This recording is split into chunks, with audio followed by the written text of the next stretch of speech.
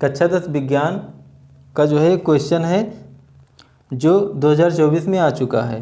प्रश्न ये है कि एक मोटर बाइक यानी मोटरसाइकिल पर पीछे से आ रहे किसी अन्य वाहन को देखने के लिए 4 मीटर वक्रता त्रिज्या वाला एक उत्तल दर्पण लगा है। कौन सा दर्पण? उत्तल दर्पण लगा है। तो उत्तल दर्पण कैसा होता है?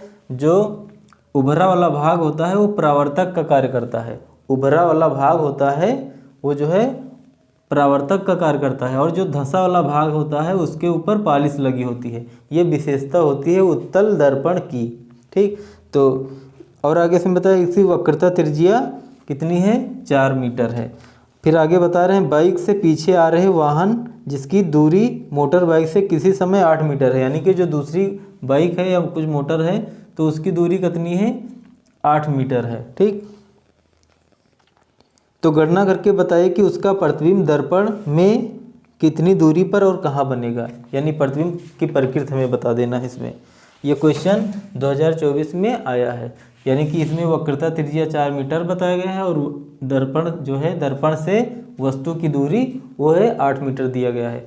तो यहाँ पे r तो पता है इसमें, तो हमें r लिख देना है। ठीक, r बराबर 4 मीटर, और यहाँ पे r बराबर 4 मीटर है तो यहाँ पे f का मान निकाल लेना है 4/2, यानी कि इधर 2 1 कम 2 और 2 दूना 4, यानी कि 2 मीटर।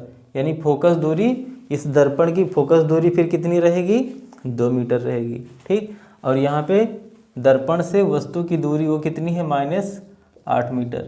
जो वस्तु होती है उसको हमेशा माइनस में ही लिखते हैं, और यहाँ पे हमें v बताना है। तो हमें दर्पण का जो सूत्र है उसको लिख देना है। सबसे पहले दर्पण जो सूत्र है उसको लिख देना है, और दर्पण का जो सूत्र होता है वो इस प्रकार होता है 1/f बराबर 1/v और प्लस 1/u, ये सूत्र होता है। इस पे हमें मान रख देना है, इस पे हमें मान रख देना है। तो यहाँ पे मिल जाएगा हमें 1/f, f का जो मान है वो लिख देना है। कितना है इसमें? 2 मीटर दिया गया है तो यहाँ पे 2 लिख देना है। ठीक, और यहाँ पे बराबर का निशान 1/v, v की जगह में v करना है, और प्लस और 1/u का जो मान है वो कितना है? -8 यहाँ पे लिख देना है। ठीक, अब यहाँ पे जो 1/-8 है ये है ऋणात्मक, तो इसको हमें ले आना है पक्षांतरण करके बराबर के इधर है, बराबर के इधर लाएंगे। ठीक, तो यहाँ माइनस से ही हो जाएगा प्लस में, तो 1/2 और यहाँ पे प्लस 1/8 और बराबर 1/v। अब यहाँ पे हर समान करने के लिए इसमें जो है गुणा कर लेना है। किससे? यहाँ पे 4 से गुणा कर देना है और इसमें भी 4 से गुणा कर देना है। ठीक, तो इस तरीके से हर समान हो जाएगा। या हम इनको ऐसे भी कर सकते हैं 8 1 कम 8 और प्लस 2 1 कम 2 और बटे 8 दूनी 16 और बराबर 1/v। इस तरीके से 8 और 2 16, यहाँ पे मिल जाएगा 16 और बटे 8 और 2 10, यहाँ पे हो जाएगा 8/10 और यहाँ पे कितना? 16 और बराबर 1/v।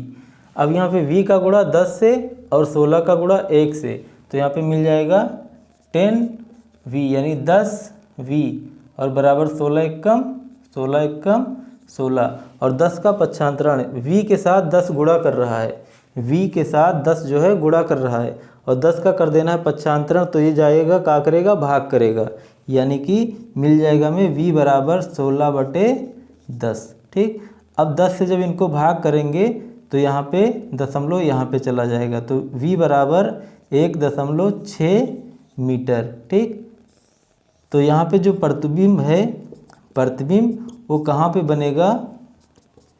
1.6 मीटर दूर, यानी कि और कहाँ बनेगा? दर्पण के पीछे, दर्पण के आगे नहीं बनेगा, पीछे बनेगा। क्यों बनेगा? क्योंकि इसके आगे निशान आया है प्लस का। ठीक, तो यानी कि जो प्रतिबिंब बनेगा वो दर्पण के पीछे बनेगा, और कितनी दूरी पर? 1.6 मीटर दूरी पे बनेगा। ये हुआ इनका आंसर।